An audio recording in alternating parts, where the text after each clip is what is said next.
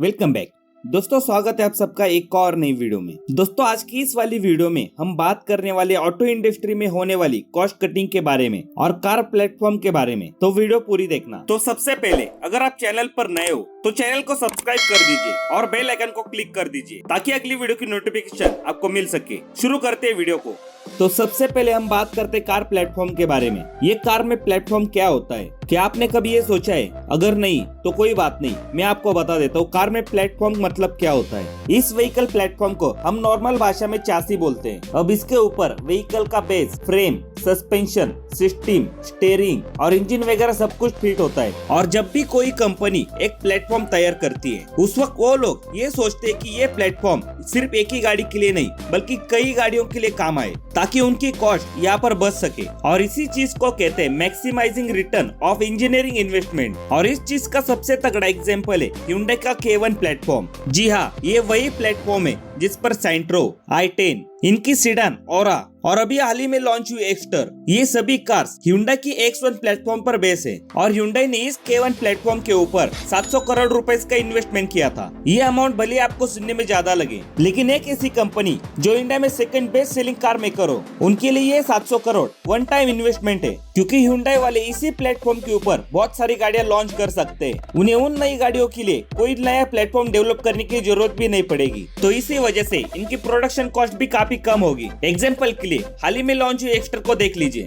उसकी production cost भी काफी कम रही होगी। आगे बढ़े तो मैं आपको बता दूं कि व्हीकल्स में 3 तरह के प्लेटफॉर्म यूज किए जाते हैं। जो सबसे पहला आता है वो है लैडर ऑन फ्रेम, जिसे बॉडी ऑन फ्रेम भी कहा जाता है। क्योंकि अगर आप इसे देखोगे ये बिल्कुल लैडर की तरह रहता है, इसलिए इसे लैडर ऑन फ्रेम कहते हैं। ये प्लेटफॉर्म काफी मजबूत होता है और फ्लेक्सिबल भी होता है, जिस वजह से इसे ट्रक्स या फिर ऐसी गाड़ियां जो स्पेशली ऑफ रोडिंग के लिए ही बनाई जाती है उनमें यही लैडर ऑन फ्रेम यूज किया जाता है। इस लैडर ऑन फ्रेम में इंजन, ट्रांसमिशन ये सब पहले लगा दिया जाता है, उसके बाद बॉडी लगाई जाती है। अब इस लैडर ऑन फ्रेम के कुछ नुकसान है और कुछ फायदे हैं, जिनमें अगर नुकसान की बात करूं तो ये लैडर ऑन फ्रेम वाली गाड़ियां ज्यादा स्टेबल नहीं होती और ज्यादा सेफ भी नहीं होती। वही अगर फायदे की बात करें तो ये गाड़ियां स्पेशली ऑफ रोडिंग और लोड कैरी करने के लिए बनाई जाती है, जैसे कि बस, ट्रक वगैरह। और कार की बात करें तो एंडेवर, फॉर्च्यूनर, स्कॉर्पियो और बोलेरो, ये सभी गाड़ियां लैडर ऑन फ्रेम के ऊपर ही बनाई गई है। आगे बढ़े तो दूसरे नंबर पर आता है मोनोकॉक चासिस। इसे यूनिबॉडी स्ट्रक्चर भी कहा जाता है। ये स्पेशली छोटी गाड़ियों के लिए बनाया गया है, जिनका यूज ज्यादातर सिटीज में होता है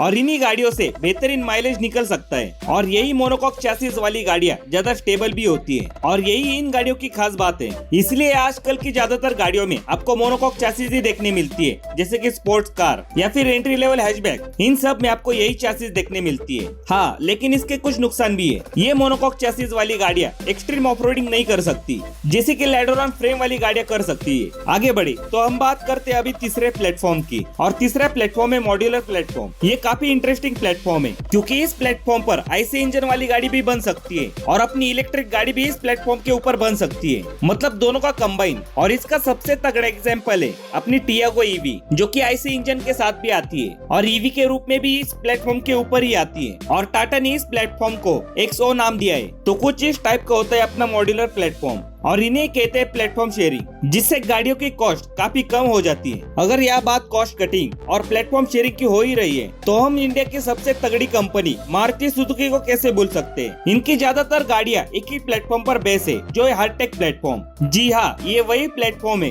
जिस पर बनने वाली सारी की सारी गाड़ियां अनसेफ है। हालांकि सुजुकी वाले कहते हैं कि हमने इसमें हाई स्ट्रेंथ स्टील का यूज किया है, लेकिन फिर भी इस प्लेटफॉर्म वाली गाड़ियां ग्लोबल एनकैप के पैरामीटर्स में खरी नहीं उतरती और एवरेज या फिर बिलो एवरेज स्कोर कर पाती है। आगे बढ़े तो अगर हम बात करें पार्ट शेयरिंग के बारे में, तो अभी प्लेटफॉर्म, बॉडी वगैरह सब जोड़ के एक गाड़ी बना दी, उसके ऊपर जो पार्ट्स लगते हैं उनमें भी शेयरिंग हो जाती है। और उस पार्ट शेयरिंग से ब्रांड्स को ही फायदा होता है, क्योंकि उस चीज में उनकी मैन्युफैक्चरिंग कॉस्ट काफी बच जाती है, क्योंकि गाड़ी का एक ही पार्ट हर किसी मॉडल के अंदर फिट हो जाता है। चाहे बात करें विंडो स्विचेस की, डोर हैंडल्स की, इंजन्स की, या फिर चाहे वो फिल्टर ही क्यों ना हो, इन सब चीजों में पार्ट शेयरिंग होती ही है। अब ये तो रही अपनी प्लेटफॉर्म शेयरिंग या फिर पार्ट शेयरिंग की बातें, लेकिन इससे भी आगे कई ब्रांड्स अपने गाड़ियों के पार्ट्स वगैरह थर्ड पार्टी से बना लेते हैं। जैसे कि अगर मान लो गाड़ी का कोई पार्ट है तो वो थर्ड पार्टी कंपनी वो पार्ट मारुति के लिए भी बना रही है और वही सेम पार्ट Hyundai के लिए भी बना रही है। तो इस चीज में कंपनी वालों को भी काफी ज्यादा फायदा हो जाता है, जहाँ पे कंपनी वालों को एक नए इंफ्रास्ट्रक्चर नहीं ओपन करना पड़ता, लेबर्स पर खर्चा नहीं करना पड़ता और मशीन्स का भी खर्चा कंपनी वालों को करना नहीं पड़ता। तो इसी वजह से किसी गाड़ी का कॉस्ट काफी कम आता है, जिससे फायदा कंपनी वालों को और कस्टमर्स को ही होता है, क्योंकि कम कीमत में एक गाड़ी मिल रही है।